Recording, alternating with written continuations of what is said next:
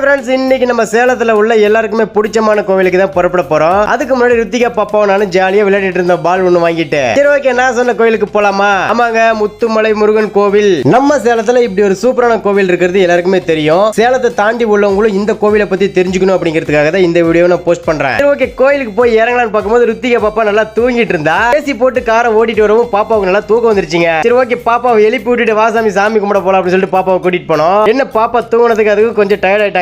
சரி ஓகே, நானும் ரீதாவும் மாத்தி மாத்தி பாப்பாவை தூக்கிட்டு போனாங்க கோயிலுக்குள்ள. முருகர் வந்து பாத்தீங்கன்னா அவ்வளவு அருமையா அவ்வளவு அழகா காட்சி அளித்தாரு.